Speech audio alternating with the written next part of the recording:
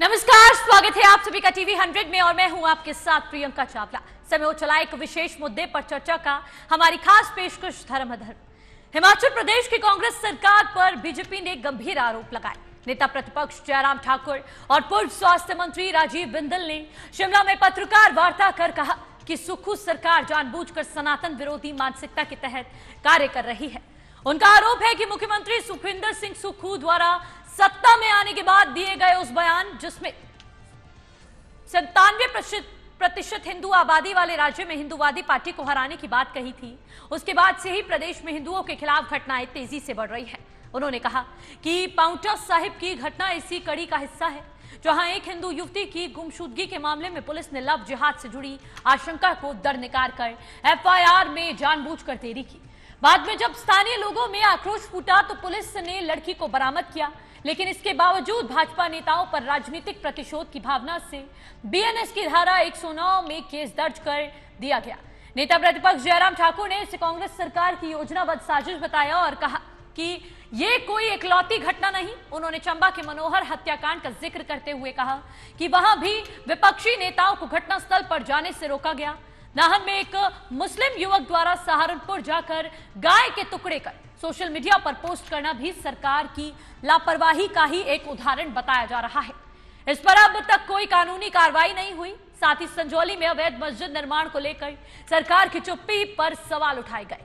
जयराम ठाकुर और बिंदल ने चेतावनी दी कि अगर भाजपा नेताओं पर दर्ज झूठे मुकदमे में वापस जो मुकदमे दर्ज किए गए हैं वो वापस नहीं लिए गए और हिंदू विरोधी घटनाओं पर सरकार ने सख्त रुख नहीं अपनाया तो पार्टी पूरे प्रदेश में सड़कों पर उतरकर बड़ा जन आंदोलन खड़ा करेगी।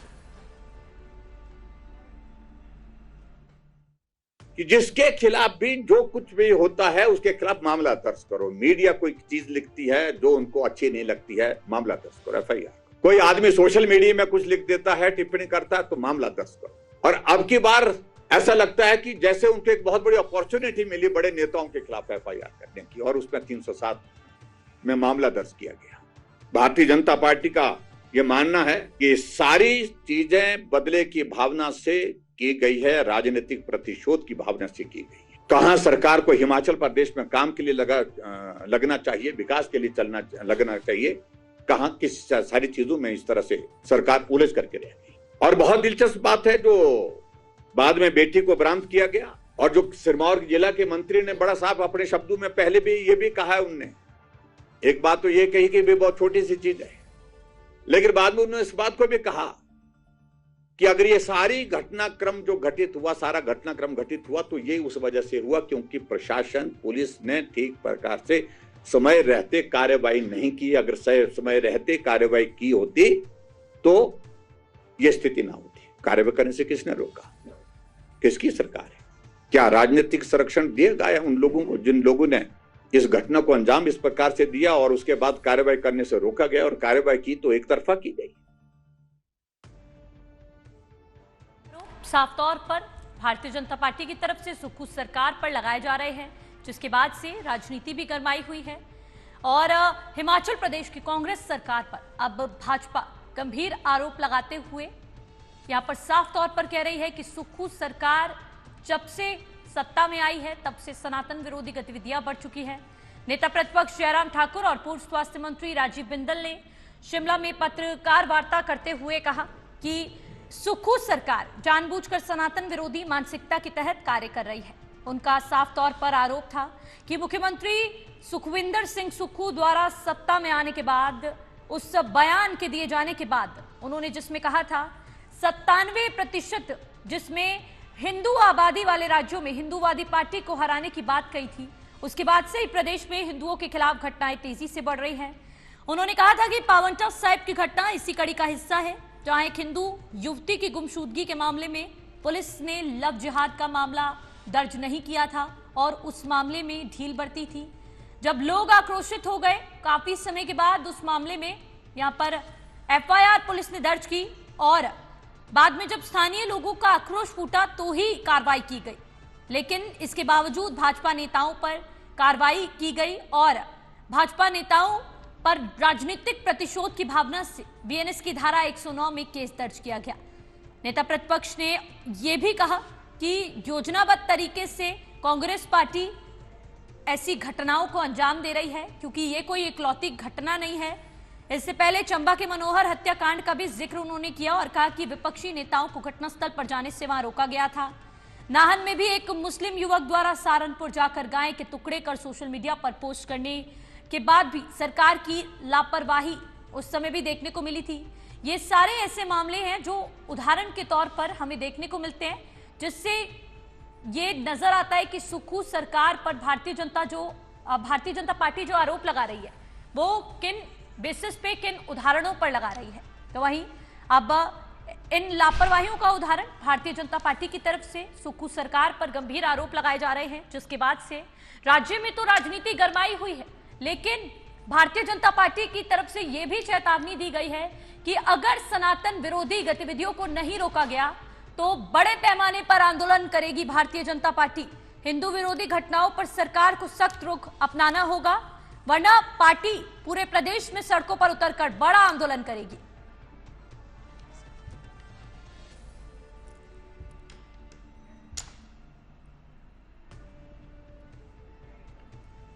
वहीं इस मामले पर तमाम चर्चा के लिए हमारे साथ यहाँ पर हिंदू धर्म गुरु स्वामी शैलेश आनंद गिरी जी जुड़ चुके हैं। साथ ही साथ हिंदू धर्म गुरु आचार्य प्रमोद मिश्रा जी भी हमारे साथ जुड़ चुके हैं। मुस्लिम धर्म गुरु मौलाना नाजिम अशरफी हमारे साथ जुड़ चुके हैं और साथ ही साथ मुफ्ती शमुन काशमी जी भी हमारे साथ जुड़ चुके हैं। आप चारों का टीवी 100 में बहुत बहुत स्वागत करती हूँ।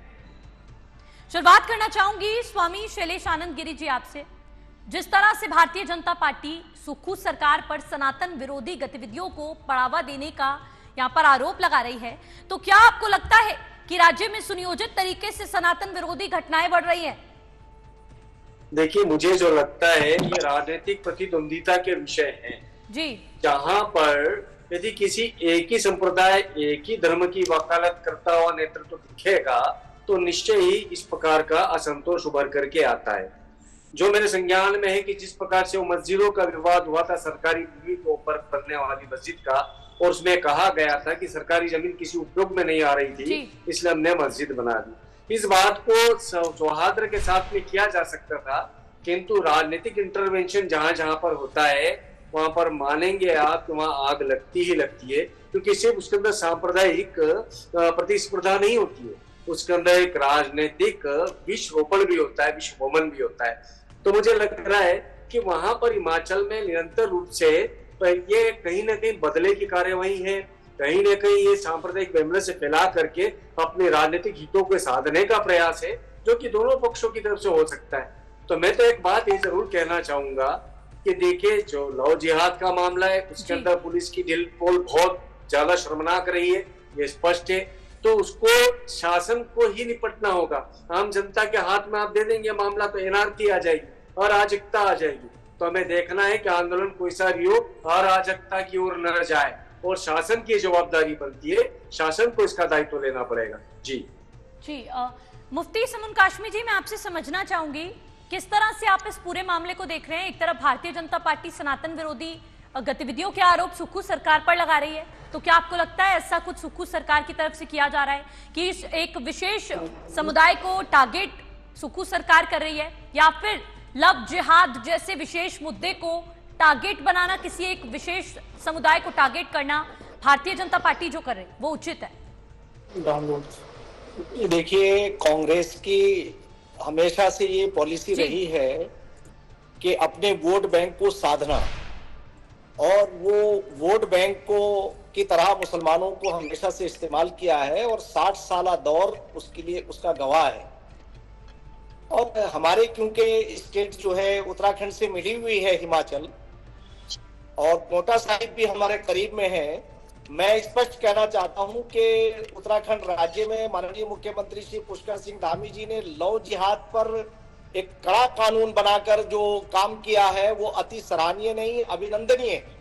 उसका कारण ये है अभिनंदनीय होने का कि इससे मुसलमानों का वो तथाकथित जो गिरोह है वो ऐसे हालात बनाना चाहता है कि वो कांग्रेस की मीडिएटरशिप को पक्का करे और उनका वो सीधे साधे लोग वोट बैंक बने रहे। इसलिए मैं इस बात की सराहना करता हूं कि हमारे राज्य के अंदर, उत्तराखंड के अंदर जितने भी कानून आए हैं, एक कानून भी मुसलमानों के या किसी वर्ग के खिलाफ नहीं है। यूसीसी से लेकर के नकल विरोधी और लव जिहाद और लैंड जिहाद, मैं आपसे कहना चाहता हूं कि कीमती जमीनों के ऊपर कब्जा करना या हमारी वो बेटियां जो किसी भी समुदाय से ताल्लुक रखती हो, वो हम सब की बेटियां हैं। कुल्लुकुम बनी आदम व आदम मिन तुराब, हम सब आदम की औलाद हैं और आदम मिट्टी से पैदा किए गए हैं। हमारे दूध और खून के रिश्ते हैं। हमारी पूजा पद्धति अलग हो सकती है, नफे और नुकसान एक है। अगर एक वर्ग विशेष को सिर्फ अपना वोट बैंक बनाने के लिए कांग्रेस अगर इस तरह के कृत्य करती है, तो बिल्कुल मैं भाजपा के नेताओं की सराहना करता हूं कि उन्होंने बिल्कुल ठीक बात कही है और सरकार को इस पर मजबूर करना चाहिए। कोई भी ऐसा कदम नहीं उठना चाहिए कि किसी भी बेटी के खिलाफ कोई धोखा दे करके, कोई उन्हें अपने जाल में फंसा करके अगर कोई ऐसा कृत्य करता है तो ये इस्लामिक नहीं, सारे धर्मों की अवहेलना है। सनातन धर्म हो, इस्लाम धर्म हो, बौद्ध धर्म हो, जितने भी धर्म है वो करुणा और प्यार की बात करते हैं। अगर कोई ऐसा करता है तो मैं समझता हूं कि कांग्रेस पार्टी का चरित्र क्योंकि ऐसा रहा है और हिमाचल की सुक्खू सरकार अपना जो उनका कर्तव्य था वो ये था कि वो इन घटनाओं के ऊपर संज्ञान लेते। उन्होंने जिस तरह से भारतीय जनता पार्टी के नेताओं के ऊपर केस दर्ज किए हैं और उसमें जितनी वो जल्दबाजी करते हैं, तो इससे प्रतीत होता है कि वो मुसलमानों को वोट बैंक की तरह इस्तेमाल करना चाहते हैं और पूरे देश के अंदर मेन स्ट्रीम से काटने का जो उनका कृत्य था वो जग जाहिर है। जी, इसी पर मैं मुफ्ती समुन काशमी जी ने जो भी कहा, मैं जानना चाहूंगी मौलाना नाजिम अशरफी जी, क्या आप उनकी बात से सहमत हैं? मैं आपसे ये भी समझना चाहूंगी, क्या इस्लाम इसकी इजाजत देता है कि सोशल मीडिया पर गाय को काटकर इस तरह की पोस्ट करो? अगर हम हिंदू धर्म में हम धर्मनिरपेक्ष देश में रह रहे हैं, अगर इस तरह की कोई हरकत करता है और सोशल मीडिया पर पोस्ट करता है तो मुस्लिम धर्मगुरुओं की क्या भूमिका बनती है? कुछ लोग ऊपर हो रहा था इसलिए मैं नीचे कर। देखिए, मैं किसी के ऊपर टिप्पणी तो नहीं करना चाहूंगा, चाहे वो कोई भी हो ना। मैं किसी की बात से सहमत या असहमति का मेरा तो कोई सवाल ही नहीं बनता। मैं अपनी बात रखने का आदी हूँ। मैं अपनी बात, देखिए, कोई भी ऐसा काम, ऐसा कृत्य जिससे किसी भी धार्मिक आस्था को ठेस पहुंचती है, मेरे ख्याल से ये सिरे से निंदनीय है और इसकी हम मजम्मत करते हैं और ये गलत। लेकिन जहां तक सवाल अब भाजपा नेताओं का, देखिए, पुष्कर धाम की सरकार से मैं कभी इत्तेफाक नहीं रखता, ना उनकी सरकार का कोई सराहनीय कार्य है और ना कोई बहुत ही बड़ा उन्होंने काम किया। उनका काम सिर्फ हिंदू मुस्लिम करके वोट बैंक की राजनीति करना और वही सारी सरकारें कर रही है। भारतीय जनता पार्टी की, अब मैं बताता हूँ, इस जो मामला है, अभी जो हिमाचल का मामला है, इसको केंद्र सरकार को संज्ञान में लेना चाहिए, इसको उससे बहुत गौर से देखना चाहिए। अब इसी तरह से समझ लीजिए, अगर वहां भाजपा की सरकार नहीं है हिमाचल में, तो वो वहां के कार्यकर्ता करें, हम जो सड़कों पर आएंगे। उन्हें लगता है कि भारतीय जनता पार्टी के विरोधी वो सरकार काम कर रही है, अरे आपके अगेंस्ट विरोधी तो काम करेगी, आपको तो लगता ही हो। ठीक उसी तरह से हमें उत्तर प्रदेश में लगता है कि मुसलमान के खिलाफ भाजपा सरकार काम कर रही है, उन्हें लगता है सनातन के खिलाफ काम कर रही है। तो मैं समझता हूँ केंद्र सरकार को इस चीज पर संज्ञान में लेना चाहिए और केंद्र सरकार पर संज्ञान में लेने के बाद कोई भी सरकार, किसी भी राज्य सरकार को ये कतई उचित का नहीं बनता, उसको ये राइट बिल्कुल नहीं बनता कि किसी भी धार्मिक आस्था को ठेस पहुंचाए या किसी भी जाति विशेष या जाति विशेष समुदाय के खिलाफ तो कठोर कार्रवाई करे या उनके उत्पीड़न करे। तो ये केंद्र सरकार का विषय है, उसको मेरे ख्याल से जांच का विषय है, जांच करनी चाहिए। अशरफी जी, बस मैं आपसे और बहुत संज्ञान लेना होगा माननीय प्रधानमंत्री जी। अशरफी जी, मैं आपसे जानना चाहूंगी, क्या आप मानते हैं कि लव जिहाद जैसी चीजें एक विशेष समुदाय को टारगेट करने के लिए उठाई जाती है? बड़ी हंसी की बात आती है मुझे, और फिर लोग कहते हैं लव जिहाद कुछ होता ही नहीं, ना लैंड जिहाद कुछ होता है, ना भूख जिहाद कुछ होता। भूख जिहाद को आज तक पुष्कर धामी सरकार साबित नहीं कर सकती। देखिए, मैं बताता हूँ, भूख जिहाद का अगर कोई आप सोशल मीडिया पर वीडियो पर वायरल करके दिखाते हैं तो कैसे पुष्टि करोगे कि वो मुसलमान ही हो सकता है उसी पार्टी का हो या कोई पत्र भी हो या हो सकता है कोई आम जनता के बीच का आदमी हो। सरकारों जैसे नहीं जोड़ना चाहता हूँ और ना तो मैं कांग्रेस का प्रवक्ता हूँ, ना मैं भारतीय जनता पार्टी का प्रवक्ता। मैं as a Muslim scholar on TV 100 के ऊपर बात कर रहा हूँ और आप लोगों को जिम्मेदार ठहराते हुए, अपने आप को जिम्मेदार मानते हुए मैं ये बात कर रहा हूँ। ये केंद्र सरकार का मामला और इसी तरह से जैसे आप हिमाचल प्रदेश में भारतीय जनता पार्टी के कार्यकर्ताओं को या लोगों को दुख हुआ है, उसी तरह से उत्तर प्रदेश में भी, उत्तराखंड में भी और अदर राज्यों में भी ये देखे, अदर स्टेट में भी ये देखे, प्रधानमंत्री जी को संज्ञान लेना चाहिए कि इसी तरह से हमारी सरकार तो कोई उत्पीड़न नहीं कर रही है, चाहे वो सिख हो, हिंदू हो, मुस्लिम हो, ईसाई हो, अदरवाइज ओवरऑल कम्युनिटी। कहीं हम किसी को हरेस तो नहीं कर रहे, ये हमको देखना पड़ेगा। तो ऐसा मैं सोचता हूँ, आज अगर वहां हिमाचल में हो रहा है, उनकी सरकार ने एक जगह सीट निकल गई, एक ही जगह पर दिल मिला गए, अब ये देखिए हम उत्तर प्रदेश कितना परेशान किया गया मुसलमान। मैं तो अलग कहता हूँ, मैं तो कह रहा हूँ इस चीज उत्तराखंड ये आचार्य प्रमोद मिश्रा जी से जवाब ले लेते हैं। आचार्य प्रमोद मिश्रा जी, आज के समय में धर्म के नाम पर राजनीति या फिर कोई भी धार्मिक आयोजन हो उसको लेकर राजनीति, किसी भी पार्टी की तरफ से धर्म को लेकर राजनीति करना आम बात हो गई है। ऐसे में धर्मगुरुओं की क्या भूमिका बनती है? धर्म को बार बार बीच में लाकर राजनीति करना, वोट बैंक बटोर, अपनी वोट बैंक की राजनीति के लिए धर्म को बार बार बीच में लाना, धर्म का अपना अपमान करना, आप इसको किस तरह से देख रहे हैं? प्रियंका जी बहुत बहुत धन्यवाद जी, अपने चैनल पर एक मौका देने के लिए मुझे। प्रियंका जी, आपने धर्म की बातें की हैं। जितने भी नेता होते हैं, जितनी पार्टियां होती हैं, वो कोई भी पार्टी हो, कोई भी नेता हो, वो धर्म के ही आधार पर आगे बढ़ता है। और सच ये हो कि जीरो से लेकर हीरो बनने तक, जमीन से लेकर आसमान तक जितनी भी सीढ़ियां चढ़ता है वो चढ़ता ही धर्म के आधार पर है। धर्म को बीच में नहीं लाएगा, चढ़ नहीं सकता वो, क्योंकि भारत देश है ना, ये भारत देश है और हिंदुस्तान है, यहाँ पर बहुतायत मात्रा में हिंदुओं की है, तो उनको बांट के रखना, चाहे मुस्लिम में देखो तो उनको भी वहीं पर रखना आज तक, जैसे कांग्रेस पार्टी हो या और भी जो पार्टियां लालू जी की हो और मुलायम जी की हो, ये सिर्फ इन्होंने क्या किया है, लाभ थोड़ी किसी समुदाय को दिया है, आज तक कुछ नहीं किया इन लोगों ने। इन लोगों ने यही किया है कि उनको वहीं पर रोक के रखना है, उनको आगे बढ़ने नहीं देना है। अगर बढ़ जाएंगे, पढ़ लिख जाएंगे, सामाजिक हो जाएंगे, शिक्षित हो जाएंगे, तो फिर ये निर्णय कर सकते हैं ना कि हमें क्या करना है, कौन हमारे लिए लाभदायक है, देश के लिए कौन सा अच्छा काम कर रहा है, राष्ट्र निर्माण में कौन भागीदार है, वो समझ सकते हैं। तो उनको वहीं रोक के रखना है, आगे बढ़ने नहीं देना है। इन लोगों ने अभी तक यही किया है। तो रही बात धर्म की, तो धर्म के बिना तो आगे बढ़ ही नहीं सकते, क्योंकि नेता है। अब देखो ना, कई बार ऐसा होता है कि बहुत अच्छी पढ़ाई लिखाई करने के बाद लोग, बहुत सारी परेशानियां होती हैं, नेता 5वीं फेल है, नेता बन जाता है, उसको दिमाग पर काम करना, क्या करना है, तो उनको फोड़ के रखना, समाज को बांट के रखना, यही काम इन लोगों ने किया है, आज भी वही कर रहे हैं और यही करना आगे भी चाहते हैं। लेकिन मुझे लगता है कि अब जो आज की पीढ़ी है, आज के लोग हैं, वो कहीं ना कहीं शिक्षित हो रहे हैं, समझदार है, हर वर्गों में, हर समुदाय में, हर जातियों में, हर जगह। तो मुझे लगता है समाज अब वो नहीं है जो 1980 में था, 1990 में था, 2000 में था। आज देखिए 2025 चल रहा है, आज बहुत कुछ बदल रहा है, बदलते हुए दिख भी रहा है, समाज अलग श्रेणी में चल रहा है। तो मुझे लगता है कि अब शायद नेताओं की जो वो नीति थी, वोट बैंक की जो नीति थी, शायद बहुत सारी विफलता देख रहे हैं उन नीतियों में। तो अब दिलमिलाए होते हैं, परेशान होते हैं, और परेशान होने के साथ साथ अपने जो कदम उनको उचित लगता है वो कर भी रहे होते हैं, वो अपने आप को आगे बढ़ाने का प्रयास कर रहे होते हैं। लेकिन मुझे लगता है कि आने वाला भारत ऐसा नहीं होगा जो पहले था। आने वाला भारत कुछ और होगा और एक अलग वे पे चलेगा, अलग रास्ते पे चलने वाला है, अलग कुछ दिख रहा है। जी प्रियंका जी, बिल्कुल आचार्य प्रमोद जी, आपने बिल्कुल ठीक कहा। जो प्राथमिकता पे चीजें रखनी चाहिए वो नहीं रखी जा रही, लेकिन धर्म को बार बार बीच में लाकर लोगों को मैनिपुलेट करने की कोशिश की जा रही है ताकि राजनीतिक रोटियां सेकी जा सके। मैं आनंद गिरी जी आपसे समझना चाहूंगी, क्या लव जिहाद एक वास्तविक सामाजिक समस्या है आपके नजरिए में, या फिर इसको सिर्फ माहौल बिगाड़ने के लिए इस्तेमाल किया जा रहा है?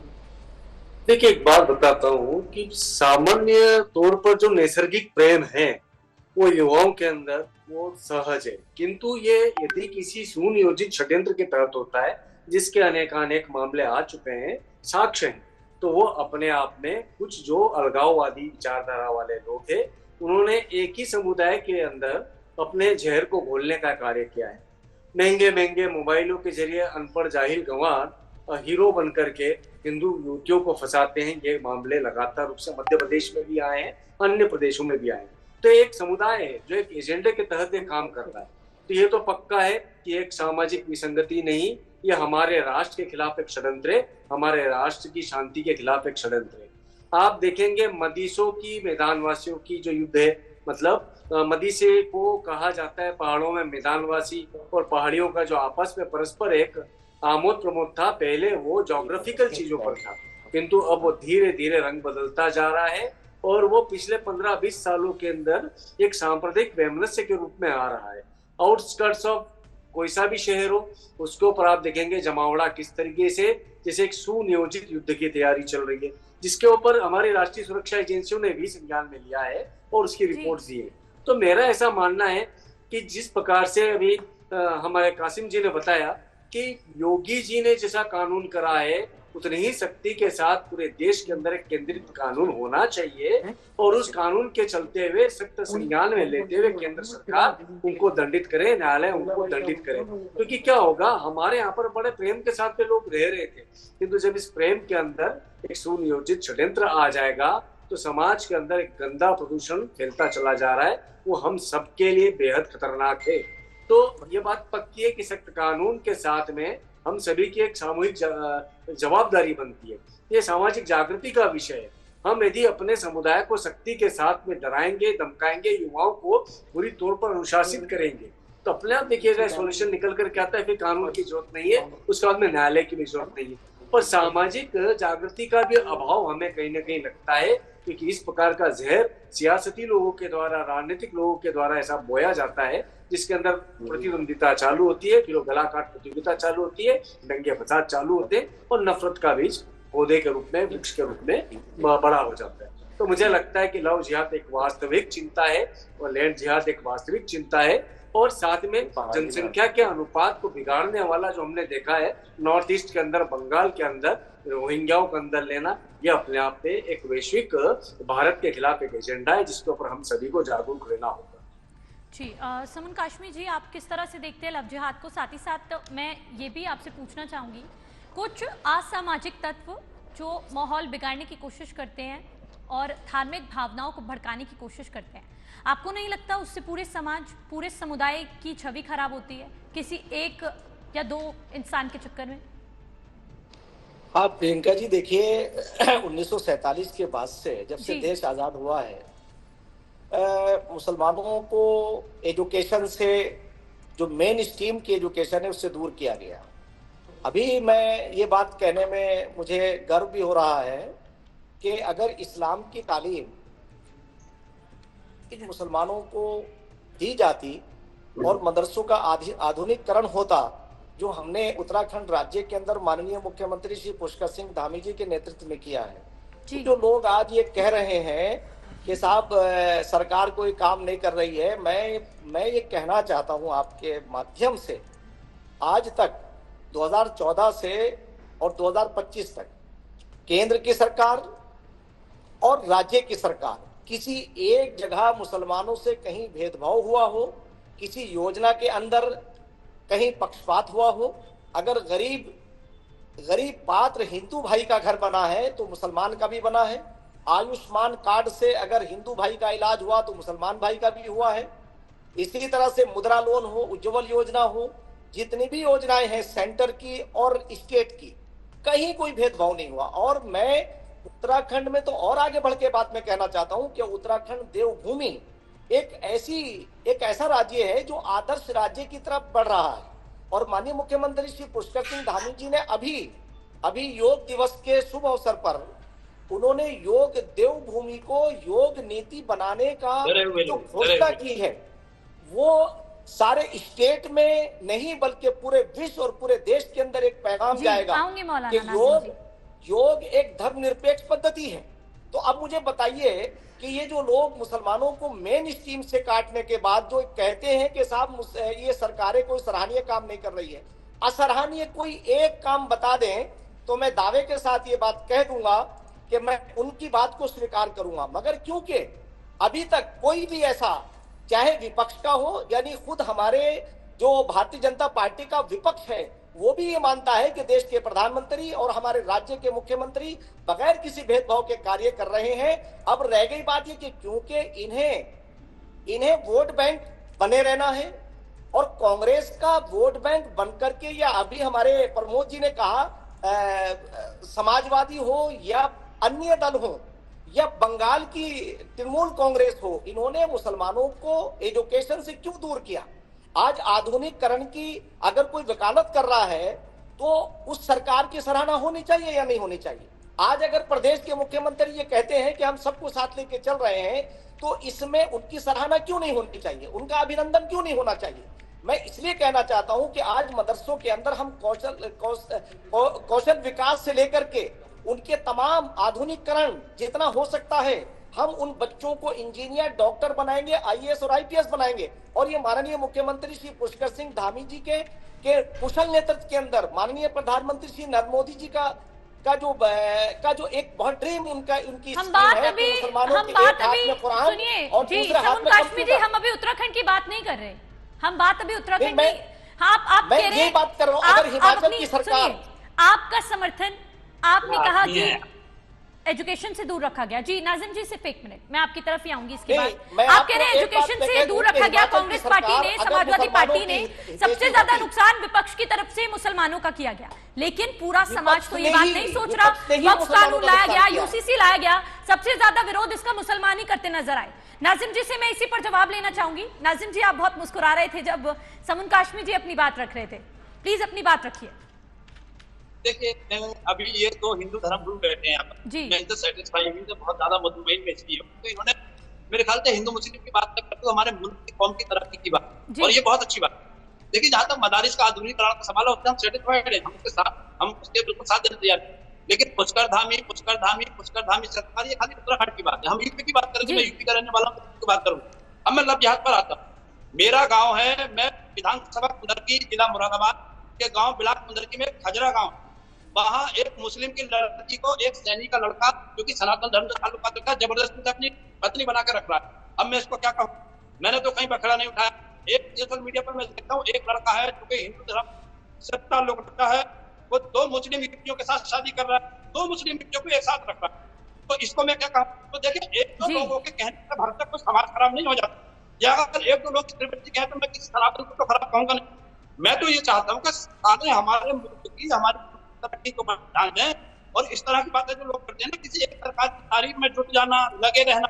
देखिए, सरकार की विचारधारा को बर्बाद, सरकार के क्या तासुरात हैं, क्या ख्यालात हैं, ऐसा तो जनता का ही है ना, हिंदुस्तान की जनता का ही है। कोई सरकार आती है काम नहीं करती, कोई सरकार आती है बहुत अच्छा काम करती है, वैसा उसमें भी हमारा होता है, वैसा उसमें भी हमारा होता है। मैं समाजवादी कांग्रेस या बीजेपी का प्रवक्ता मैं फिर कह रहा हूँ मैं नहीं, लेकिन मैं यहाँ बात करूंगा ह्यूमैनिटी, मैं बात करूंगा इंसानियत की, मैं बात करूंगा मानवता की, मैं बात करूंगा अपने कौम की, अपने देश की तरक्की, युवा की, बेरोजगार की बात नहीं करूंगा, शोषित, दलित, मुस्लिम, वांछित, पीड़ित, जो भी वर्ग है, महिला हो, जो भी शोषित वर्ग है, मैं सब उनके लिए बात करूंगा। क्योंकि मैं ऑन नेशनल टीवी और जब मैं बैठा हूँ या एज ए मुस्लिम स्कॉलर बैठा हूँ, तो मुझे क्या करना चाहिए, एक धर्म गुरु हूँ मैं, तो धर्म गुरुओं का, दूसरे धर्म के गुरुओं का भी मैं सम्मान करता हूँ, उनका सम्मान मुझे करना चाहिए, क्योंकि वो भी एक धर्म गुरु में भी, लेकिन तो मैं उनसे टूटू मैं तो करूंगा नहीं। वो अगर मानवता की बात करते हैं तो उनके साथ, और हमें अपने देश की तरक्की के बारे में बात करनी चाहिए। ये बातें के साथ किसी एक मुख्यमंत्री की तारीफ करने में जुट गए, वो मुख्यमंत्री, देखिए मैं समझता हूँ मुख्यमंत्री अपने घर से तो करने,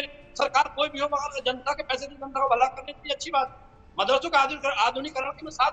मगर ये कौन सी बात हो गई कि साहब जिहाद अब उस जिहाद को कहेंगे, उसका धन जो मैंने अभी आपको बताया 3 हवाले दिया, और इसको मैं चाहिए तो मैं कहीं आपको ग्राम रिपोर्टर भेज दीजिए, मैं उस व्यक्ति के सामने जाकर बात करा देता हूँ, इससे बड़ा मैं आपको प्रूफ और क्या कर सकता हूँ। तो ये सब बातें किसी एक आदमी के, किसी एक शख्स के कहने भर से सारा समाज खराब नहीं हो जाता। ये तो लोगों की अपनी personal point of view, personal विचारधारा है। मैं समझता हूँ हमें और सब लोगों को इकट्ठा एकजुट होकर में ना कर सारे धर्म गुरुओं को इकट्ठा होकर अपनी कौम को ये समझाना चाहिए। जी आऊंगी आपकी तरफ नाजिम अशरफी जी। मैं प्रमोद मिश्रा जी का रुख करना चाहूंगी, उनसे जानना चाहूंगी कि अगर धर्म के नाम पे राजनीति की जा रही है, तमाम पार्टियां अगर ये चीज कर रही हैं, तो धर्मगुरु मौन क्यों बैठे? बड़े पैमाने पर अगर आंदोलन की चेतावनी भारतीय जनता पार्टी दे रही है, तो ये तो धर्मगुरुओं की भी भूमिका बनती है कि अगर धर्म पर कोई सवाल उठाए, धर्म को लेकर राजनीति करे, तो धर्मगुरु सामने आकर उसको ठीक करें। जो धर्म को बदनाम किया जा रहा है उसको ना होने दिया जाए। क्यों मौन बैठे हैं धर्मगुरु? प्रमोद मिश्रा जी। बिल्कुल बिल्कुल बिल्कुल। देखिए प्रियंका जी, बात आपने धर्म गुरुओं की है, इसलिए एक चर्चा अभी इस समय वर्तमान में चल रही है। मैं चाहता हूं कि आपको जानकारी है, फिर भी आप उस पर संज्ञान जरूर लें, ध्यान जरूर दें। अभी इटावा वाला केस चल रहा है एक, जी, बात धर्म की ही है, बात धर्म गुरु की ही है वहां पर। अब अगर मतलब बात हिंदू धर्म गुरु, जैसे कि कोई भी व्यक्ति है अपने नाम को छुपा कर काम कर रहा है, जबकि ये बात 2024 के सावन में खूब चली है, नाम छुपाने और नाम लिखने वाली बात। मैं उसी बात पर आ रहा हूँ, वो किसी धर्म का हो, जैसे कि अभी हमारे नाजिम साहब कह रहे थे कि नाम वाली बात, या कोई भी व्यक्ति या किसी धर्म की बात है ना, तो अब यहाँ पर नाम छुपा करके कोई काम कर रहा है तो क्यों कर रहा है भाई? आप किसी काम को कर रहे हो, आप ये भी कह रहे हैं कि भैया गीता कहती है कि कोई भी व्यक्ति अपने गुण और कर्मों के आधार पर काम कर सकता है, करे, ज्ञान होना चाहिए, करे, अच्छी बात है। तो फिर नाम छुपाने की जरूरत क्या है? नाम क्यों? तो यहाँ पर जो बात धर्म की आती है या अपने कर्तव्यों की आती है, तो कहीं ना कहीं ये जो धर्म गुरु हैं, धर्म गुरुओं को संज्ञान में लेना चाहिए। आज यही हुआ है, वहां पर उस व्यक्ति को सिर्फ नाम के आधार पर उसको पूछा गया था, तो उसने बदतमीजी भी की उसके पत्नी से, और भी वहां पर कई लोगों से थोड़ा अभद्रता की, जो कि उचित नहीं था। तो उस पर उस तरह से कार्रवाई तो कार्रवाई होती है, जब जवाबदेही होती है तो जवाबदेही बनती है, चाहे वो कैसे भी बने, चाहे वो बातों से बने, चाहे कुछ और तरीका अपनाया जाए। तो वहां पर वही हुआ है। तो मुझे लगता है कि धर्म, लेकिन क्या ये कहीं लिखा हुआ है क्या? सुनिए, ये कहीं लिखा हुआ है क्या कि सिर्फ ब्राह्मण ही कथा सुना सकते हैं, भागवत गीता पढ़ सकते हैं? देखिए, एक बात बहुत अच्छी कही आपने, ये जाति, अगर जातियों की बात करें, ब्राह्मण हो, यादव हो, कोई भी हो, कथा सुना तो कोई भी सकता है, या फिर कहीं पे कुछ लिखा हुआ है इस तरह का?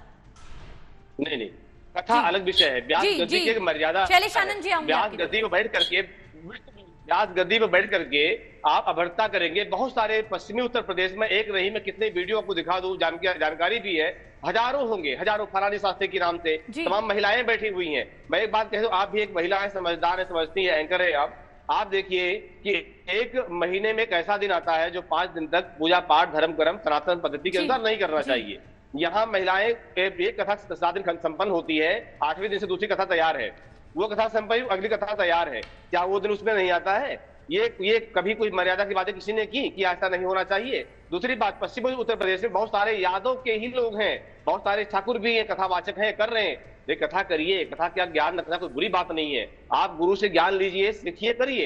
लेकिन वहां बैठ करके आप मजाक करेंगे, वहां जोगरपन करेंगे, वहां पर अभद्रता करेंगे, क्या बोलना क्या नहीं बोलना आपको पता ही नहीं है, कथा का श्लोक पता ही नहीं है कि भागवत के 18,000 श्लोक में कौन सा श्लोक आपको आता है, प्रमोद मिश्रा जी, मैं सहमत हूं आपकी बात से कि नाम नहीं छुपाना चाहिए था। मतलब होता है कि वो ब्राह्मण वाला, ब्रह्म जानाति से ब्राह्मण, ब्रह्म को जानने वाला हो तब वो ब्राह्मण है। ये नहीं कि आप चुटकुले जानते तो ब्राह्मण हो, कथावाचक हो गए। ये नहीं कि आप कुछ भी कर रहे कथावाचक हो गए, आप मजीरा ढोल बजाते कथावाचक हो गए। ये तो कथा को बदनाम करना हो गया और ब्राह्मणों को बदनाम करना हो गया, ये तो अपमान हो गया, कहते धर्म सनातन का अपमान हो गया। तो ऐसे लोगों को जो है समाज से वंचित करना चाहिए, इन पर कार्रवाई होनी चाहिए और धर्म गुरु को ध्यान देना चाहिए कि ऐसे लोगों को समाज से वंचित किया जाए और कठोर से कठोर उनको दंड दिया जाए।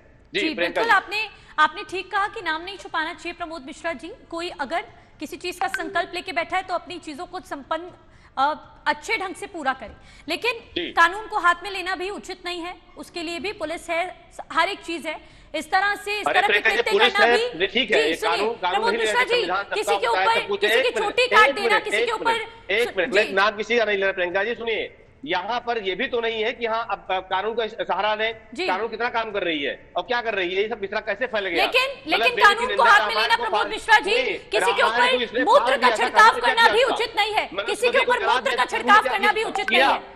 जी प्रमोद मिश्रा जी रुक जाइए, मेरे पास समय का अभाव है, मैं इतना समय आपको नहीं दे सकती। मैं रुक करूंगी शैलेश जी का, उसके बाद नाजिम जी आपकी तरफ आऊंगी। शैलेश जी कुछ कह रहे थे, शैलेश जी रुक जाइए। प्रमोद मिश्रा जी, शैलेश जी अपनी बात रखिए।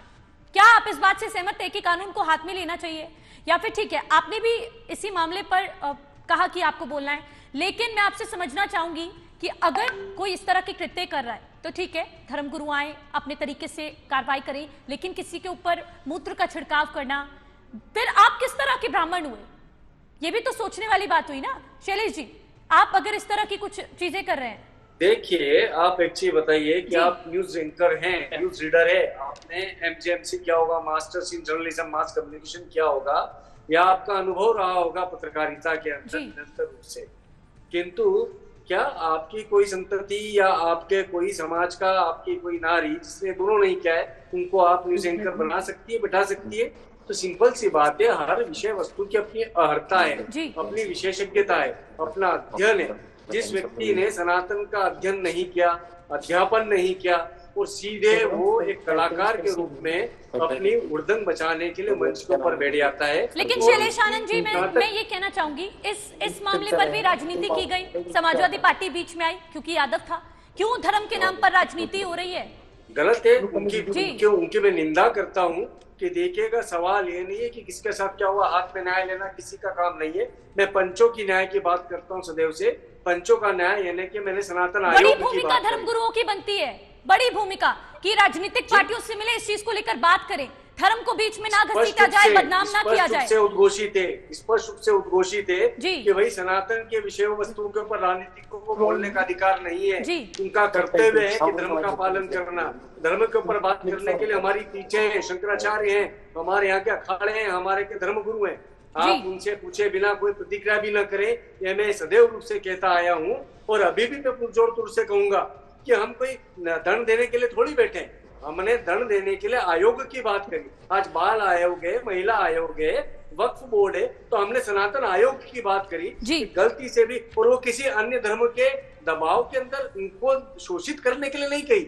हमारे अपने सनातन के नाम के ऊपर होने वाले ड्रामेबाजी, नौटंकियां और अपराधों के ऊपर अंकुश रखने के लिए एक हाथ से ज्ञान यानी सलाह देना, दूसरे हाथ से दंड देना, यानी कि शस्त्र और शास्त्र, उसका मतलब कोई युद्ध नहीं है, उसके अंदर एक सामाजिक उत्थान है कि उनको हम प्रताड़ित करें जो लोग धर्म का दुरुपयोग करके समाज के अंदर गंदगी फैला रहे हैं। तो एक स्पष्ट बात है, दंड देने का अधिकार किसी भी व्यक्ति को नहीं है, किंतु कथा करने का अधिकार भी सिर्फ और सिर्फ ज्ञाता को है। ब्राह्मण को मैं जाति के रूप में नहीं अभिव्यक्त कर रहा हूँ, या आदि गुरु शंकराचार्य उसे जाति के रूप में अभिव्यक्त नहीं कर रहे हैं। ब्राह्मण की अभिव्यक्ति है जो अभी प्रमोद जी ने कहा, ब्रह्मा है कि जानती ब्रह्मांड, जो ब्रह्मा का अनुभूत कर गया है, जिसने स्वयं को सदो गुण से परिपूर्ण कर लिया है, जिसने पंच संध्याओं का निरंतर रूप से तपस्रण किया है, जिसकी जीवन शैली के अंदर त्याग है, तपस्रण है, वो ही ब्राह्मण है। और वो ब्राह्मण ये हो सकते हैं क्या जो बड़ी बड़ी गाड़ियों में घूम करके 4 पंक्तियां बोलते हैं शिव पुराण की या भागवत की, भागवत पुराण का अंतर जिन्हें नहीं मालूम, वो यदि ये बात करेंगे तो हम उनको भर्त्सना करेंगे, उनको सामाजिक रूप से दंड की बात करेंगे, कानूनी रूप से उनको दंडित करने की बात करेंगे। ये हमारा मंशा है, यही हमारा मंतव्य है। जी बिल्कुल, आपने ठीक कहा, उसको दंडित करना बहुत ही बेहद महत्वपूर्ण है ताकि इस तरह की कोशिश कोई ना करे, लेकिन कानून को अपने हाथ में लेना और इस तरह की हरकतें करना बिल्कुल उचित नहीं है। मैं नाजिम अशरफी जी आपकी तरफ रुक करूंगी, आप कुछ कहना चाह रहे थे, साथ ही साथ मैं ये भी समझना चाहूंगी, जो अब धर्म के नाम पर राजनीति हो रही है, विशेष समुदाय को टारगेट करके धर्म के नाम पर राजनीति की जाती है, ऐसे में मुस्लिम समुदाय को या फिर मुस्लिम समाज की छवि पर इसका नुकसान और इसके जो बैकड्रॉप्स हैं, डिसएडवांटेजेस हैं, क्या पड़ रहे हैं?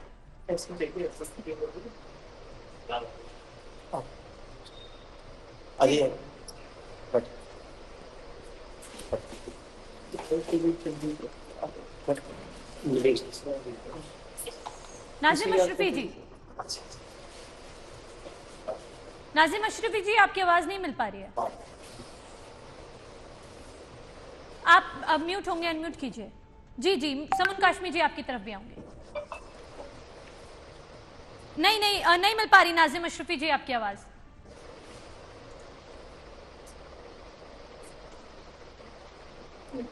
चलिए आप कनेक्टिविटी एरिया में आइए, तब तक मैं समन काश्मीर जी का रुख करना चाहूंगी। समन काश्मीर जी, जो धर्म के नाम पर राजनीति हो रही है मुस्लिम समुदाय की छवि पर, समाज पर, क्या इसका नुकसान देखने को मिल रहा है? क्योंकि विशेष समुदाय को टारगेट किया जा रहा है। देखिए प्रियंका जी, मैं आपको बताऊं कि मैंने पहले भी कहा था कि 1947 के बाद से एक लंबा कार्यकाल जो है विपक्षी पार्टियों को, जो आज विपक्ष है, कल तक ये सत्ता में थे, इन्हें मिला, और मुसलमानों को इन्होंने मेन जो स्कीम है, जो गुणवत्तापूर्ण एजुकेशन है, उससे दूर किया। और मैं ये बात कहने में, मैं ये कहना चाहूंगा, बहुत सारे लोग अलग अलग मैसेज पहुंचाते हैं, आप मुझे बताइए कि बेटी किसी की भी हो, वो हमारी बेटियां हैं। लव जिहाद करने वाला इंसान वो अगर ऐसा कोई कृत्य कर रहा है तो उसका इस्लाम को कोई फायदा नहीं है, मुस्लिम कम्युनिटी को कोई फायदा नहीं है। रिएक्शन जब होता है, जब एक्शन का रिएक्शन होता है, तो ये तथाकथित जो इस्लामिक स्कॉलर होते हैं, ये कुछ भी आके बोल देते हैं, ना तो इन्हें ये पता है हमें क्या बात कहनी है। नाजिम अशरफी जी, मैं आपकी तरफ आऊंगी, एक बार समन काश्मीर जी को पूरा कर लेने दीजिए, क्योंकि समन काश्मीर जी समय का भी अभाव है, प्लीज कम शब्दों में अपनी बात को पूरा कीजिए। रुक जाइए नाजिम अशरफी जी, 1 मिनट रुक जाइए, जरा रोकिए, खामोश रहिए जरा। जी समन काश्मीर जी, प्लीज समय का अभाव है, अपनी बात को प्लीज कम शब्दों में पूरा कीजिए। हाँ, जब तक समाज के अंदर ये बात नहीं जाएगी कि हमारे नफे और नुकसान एक हैं, और मैं एक बात ये कहता हूं कि बेटी किसी की भी हो, वो संसार का जो पहला ज्ञान है वो वेद है, और आखिरी जो वाणी है वो कुरान है, और दोनों का मूल एक है, एको ब्रह्म द्वितीय नास्ते नेहडा नास्ते किंचन वादहु ला शरीक, वन गॉड विदाउट सेकंड, अव्वल अल्लाह नूर उपाय कुदरत के सब बंदे, एक ही नूर से सब जग उपजे, कौन भले कौन मंदे। मैं आज आपको ये कहना चाहता हूं कि जो कोई भी कम्युनिटी हो, आज मुस्लिम कम्युनिटी को आरएसएस और बीजेपी से इतना खौफजदा क्या इन तथाकथित लोगों ने, तो मेरा यही कहना है कि भाई आप ये बताइए कब तक आप अपनी राजनीतिक रोटियां सेकेंगे और इस कम्युनिटी को आप इमोशनल बनाएंगे? आपने बताइए 60 साल कम अरसा होता है, 15-15 साल तक ये चीफ मिनिस्टर रहे, क्यों नहीं इन्होंने स्कूल और कॉलेज बनाए? क्यों नहीं मदरसों को आधुनिकता से जोड़ा? अगर हमारे मदरसों के अंदर आज आधुनिकता से वो जुड़ रहे हैं और प्रधानमंत्री और हमारे मुख्यमंत्री अगर ये बात लेकर के चल रहे हैं, तो इन्हें क्यों परेशानी हो रही है? इन्हें परेशानी यूं हो रही है कि क्योंकि ये लोग नहीं चाहते हैं कि मुसलमानों का भाजपा से या आरएसएस से कोई जोड़ हो, इसलिए कि इनकी रोजी रोटी खत्म हो जाएगी। वरना मैं जी बिल्कुल। सुमन काशमी जी, आज समय का अभाव है, वक्त इजाजत नहीं दे रहा। मैं नाजिम अशरफी जी के पास जाना चाहूंगी। रुक जाइए सुमन काशमी जी, समय का अभाव है। आप बताइए। देखिए मैं बताना जी, रुक जाइए। आरएसएस का ठीक से मत आपसे पूछिए, सुमन काशमी जी रुक जाइए। इस्लाम से कहा है भारतवर्ष का सबको बोलने का मौका देना है, मेरे को सबको बोलने का मौका देना है। नाजिम अशरफी जी काफी समय से कुछ कहना चाह रहे हैं। रुक जाइए सुमन काशमी जी, रुक जाइए। नाजिम अशरफी, एजुकेशन ग्रांट, नाजिम जी 1 मिनट आप रुक जाइए। 1 मिनट आपको तो चाहिए। सुमन काशमी जी कहां से इस्लामिक इन्होंने जी 1 मिनट रुक जाइए प्लीज। आपने कहा से किया है, देखिए सुमन काशमी जी, समय का अभाव है, सबको मौका देना है मेरे को यहाँ पर। नाजिम अशरफी जी आप रखिए अपनी बात, रखिए। अशरफी के हमारे साथी हैं वहाँ। नाजिम अशरफी जी आप अपनी बात रखिए। बैठ जाते हो बैठ करके इस्लाम को बदनाम करने के लिए। नाजिम अशरफी जी बताओ, मैं भी पूछ रहा ऐसे दोनों की बात समझ नहीं आएगी।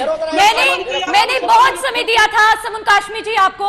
रुक जाइए नाजिम अशरफी जी, प्लीज अपनी बात रखिए। स्कॉलर की लैंग्वेज जो आपकी इस्तेमाल हो रही है, इस्लामिक स्कॉलर की यही लैंग्वेज होनी चाहिए।